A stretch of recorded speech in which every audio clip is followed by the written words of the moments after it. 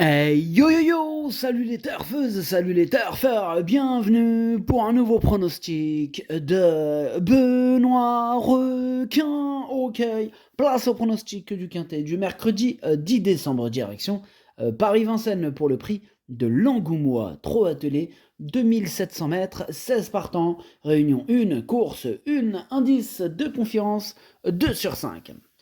Petit retour sur le quintet de ce lundi. Dans mon pronostic, je vous ai donné le quartet dans le désordre. Bon, il a fait quand même 274 € dans le désordre. Dans le quartet, ça fait plaisir. Félicitations aux heureux gagnants. Eh bien, cette vidéo, je la tourne avant l'arrivée du quintet de ce mardi et je reviendrai dessus demain. Ok, c'est parti, on commence le pronostic et on commence avec le numéro 1. L'Aurélie du Reux, ou l'Aurélie de Reux. Bon, enfin bref, moi je l'ai pas retenu ce numéro 1. Bref, on passe au numéro 2, donc Laredo Bay. Et lui, non plus, je l'ai pas retenu, mais par contre, je l'ai pas du tout rayé. C'est même celui qui m'embête le plus, hein, ce numéro 2. Ah ouais. Ah là là là là, vraiment, ce numéro 2, il me fait peur. C'est lui mon gros regret. C'est lui mon cheval de complément en cas de non partant. Attention, possible cassage en vue, hein. Il est vraiment aux portes du prono, hein, ce numéro 2. Ah ouais, il est là, ouais, juste à côté. On passe au numéro 3, Liberty Pat, et on écoute Charlie Mottier. Liberty Pat a dû faire des efforts dernièrement dans un lot semblable et elle était fatiguée lorsqu'elle a galopé en fin de parcours. Elle n'aurait pris que la 4e place, hein, sans sa faute. Bon. Auparavant, elle avait pris une 2e place sur le parcours qui nous intéresse. Je trouve que le lot de mercredi, il est très bien composé, hein. Bon, faudra donc que tout se passe bien pour jouer les premiers rôles, hein. Ouais, ok, ben merci Charlie. En tout cas, moi, ce numéro 3, malgré les réticences de l'entraîneur, moi, il fait partie de mes préférés. Je le vois bien batailler pour les toutes premières places. Après, je le rejoins, l'entraîneur, sur le fait qu'effectivement, il faudra un bon parcours pour que ça se passe euh, aussi bien, quoi, qu'il bataille pour les premières places. C'est vrai. Bref, moi, je l'ai mis 2e. On passe au numéro 4, la Rose du Gers, hein, la Rose du Gers, et on écoute Mathieu Abrivard. La Rose du Gers, elle s'est imposée plaisamment dernièrement sur les 2100 mètres dans un excellent chrono, hein. Là, elle a bien récupéré, l'allongement de la distance ne va pas la déranger. Elle ne tire pas et respire bien, l'engagement est favorable et elle a bien travaillé ce lundi matin. En bref, il n'y a pas d'ombre au tableau, tout est réuni pour qu'elle confirme. Ouais, tous les feux sont au vert, hein, pour la Rose du Gers, que j'ai mis quand même 4e. On passe au numéro 5, Lady du Châtelet. Ce numéro 5, je ne l'ai pas retenu, mais attention, c'est quand même lui le chef et le capitaine de ma petite liste des possibles casseurs de tickets repérés. Attention. On reste sur la liste avec le suivant, le numéro 6, Lola du Campus. Elle est à l'arrière de ma petite liste des possibles troubles fêtes. En parlant de troubles fêtes, on passe au numéro 7, Lara de Chenu. Elle, c'est un regret, c'est mon 2e cheval de complément en cas de non partant. Alors là, par contre, on va changer de registre avec le numéro 8, Liberta Méloise, et on va même écouter l'entraîneur Pierre Belloche. Alors, je vais vous parler de Liberta Méloise, qui avait très bien couru le 20 novembre, hein, tout en se montrant allante. Dernièrement, elle se présentait de façon trop rapprochée.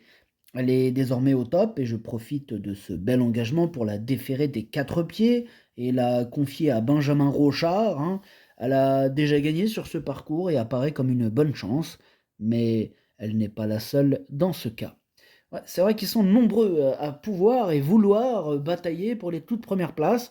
Donc, ce qui fait de ce quintet un quintet assez ouvert, hein. D'ailleurs, l'indice de confiance, il est que de 2 sur 5 aujourd'hui, donc attention. Moi, ce numéro 8, en tout cas, c'est lui mon préféré. On passe au numéro 9, Lizzie de Joude. Là, on change de registre puisque je ne l'ai pas retenu, ce numéro 9. On repasse aux choses sérieuses avec le numéro 10, la Luna des Forges, et on écoute Paul-Philippe Ploquin. La Luna des Forges, elle est vite revenue au mieux cet hiver après avoir eu droit à un break. Elle retrouve quelques juments qu'elle a devancés dernièrement. Il faut notamment rajouter la Rose du Gers qui a fait grosse impression sur les 2100 mètres le mois dernier. Elle est devenue régulière depuis que je prends mes précautions en partant. Elle a sa place dans le quintet, voire sur le podium si tout se passe bien, hein. Ouais, et ben, en espérant que ça se passe bien, puisque moi je l'ai placé sur le podium, hein, je l'ai mis 3e. On enchaîne avec le numéro 11, les Daméloises. Elle, par contre, je l'ai pas retenue, mais elle est en plein milieu de ma petite liste des possibles troubles faites. On passe au numéro 12, Lunga des Brousses, et on écoute Vincent Renaud. Écoutez, Lunga des Brousses a bien tenu sa partie pour son retour à Vincennes le 20 novembre. Elle n'a pas de marge de manœuvre et le déroulement de course est déterminant. Il faut la préserver. Selon son placement dans le parcours, elle termine plus ou moins près dans la phase finale. Elle est en forme. Elle sera mieux sur les 2700 mètres que les 2850 mètres. Elle a sa place à l'arrivée. Ouais, sur ces 2700 mètres, elle peut créer la surprise à belle cote. En tout cas, faites attention à ce numéro 12. Moi, je l'ai gardé en fin de combinaison.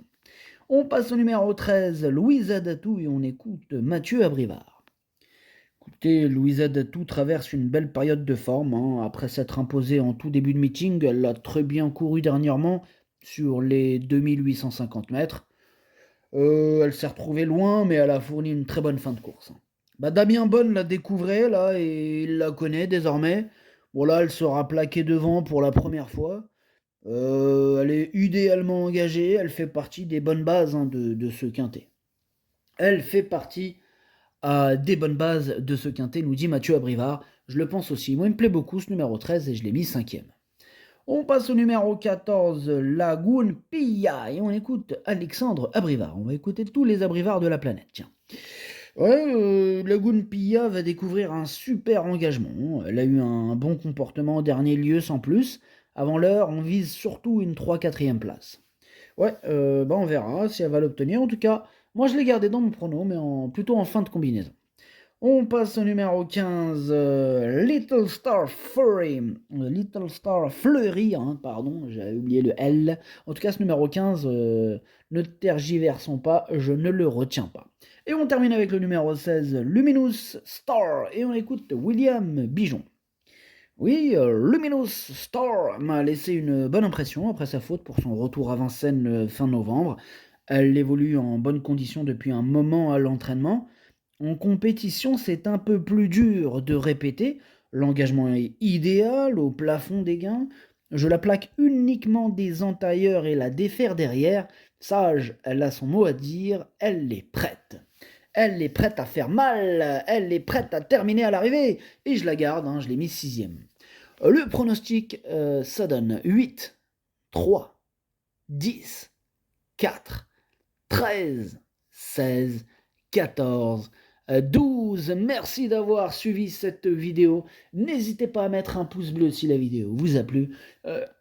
Pardon. Pour accéder à tous mes tickets pour la course du Quintet, rendez-vous directement en description de la vidéo.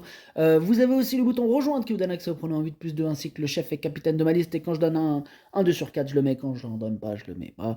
À jouer avec modération. Bonne chance. Chopez-le moi. Ciao.